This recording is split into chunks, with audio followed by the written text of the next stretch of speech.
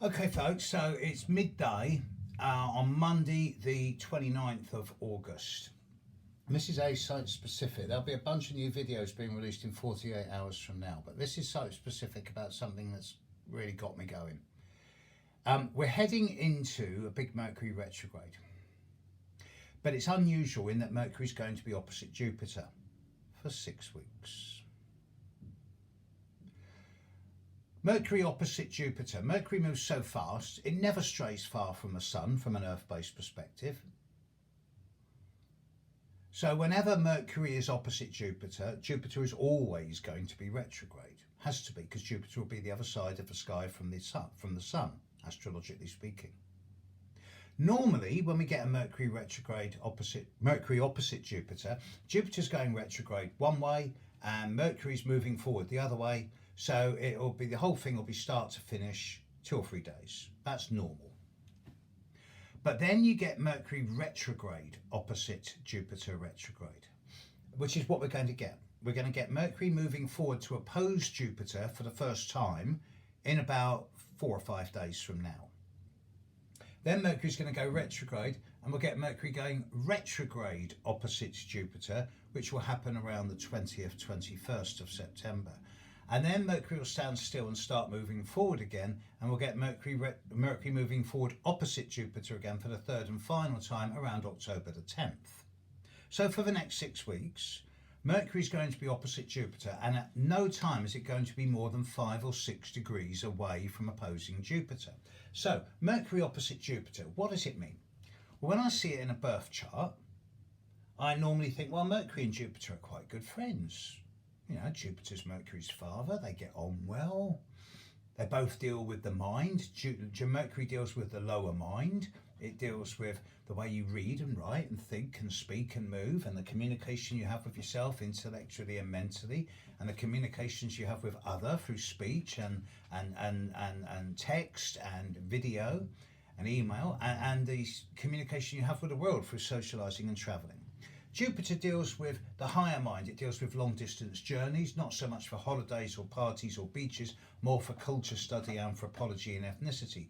Jupiter is about the higher mind in terms of doing a PhD or master's degree. It's about the wisdom that lies behind words more than the words themselves. It deals with one's religion and faith and belief, and particularly one's personal faith, truths and philosophies, and the way you walk your talk.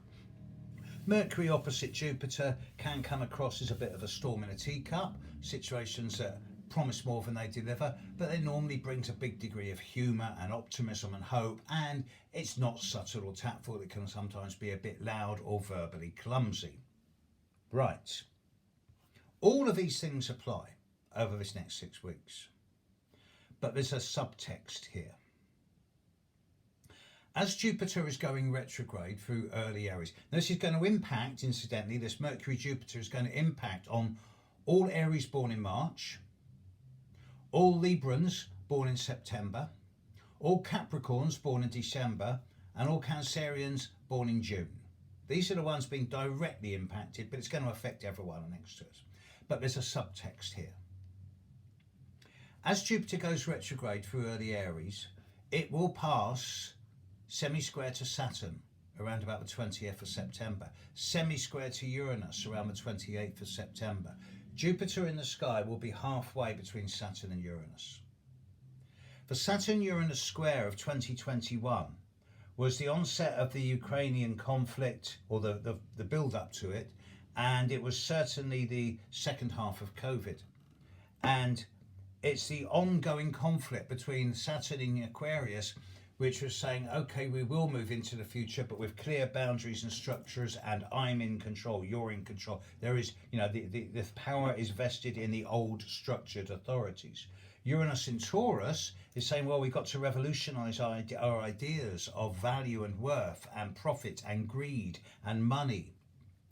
Uranus square Saturn is about, on the one way, it's about bringing structure and orders and boundaries into the chaos of Uranus. And on the other way, it's about revolutionizing one's limitations.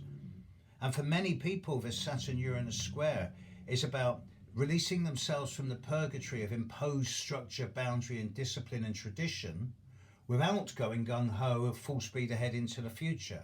It's about changing one's boundaries from concrete and steel into rubber and elastic and bending the rules. And it's about going into the future in a way that's taking chances but not risks. That's a nice summary of the Uranus-Pluto square. But now Jupiter's going to be on the midpoint of Saturn and Uranus. It's already there. It's already hit it once. It's going to hit it 2 or 3 more times. And when it's on the midpoint, it's going to summarize both those energies together. And when a Jupiter's on the midpoint, it's going to amplify those energies.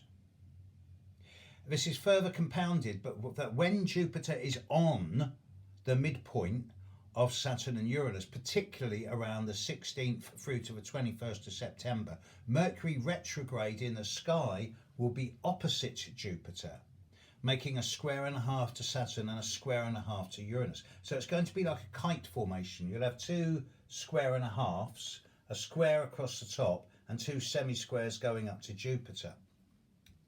This is a particularly difficult composition pattern. And it suggests overall that over the next 4 to 6 weeks, there's going to be lots of hype and spin.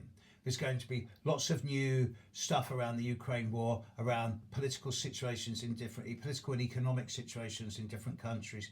And it's all going to be full of media, hype and spin. We can do this, we can do that. We're going to sort the world's problems out. And it's hype and spin. It's larger than life, over the top, out of proportion to reality. And the politicians don't have a clue. Most of them are just self-serving idiots who are only interested in lining their own pockets or the lives of their well-heeled friends who run the energy companies. The 98% of people who are being hammered at the moment are getting restless. And the thing is, over the period from now through to the 10th of October with this Mercury retrograde, there is going to be lots of hype and spin. And it's going to be, in England we call it the storm in a teacup. It's going to be over the top, larger than life. Lots of hot air, Jupiter. Lots of promises, no substance. So, don't believe everything you're being told over the next 6 weeks.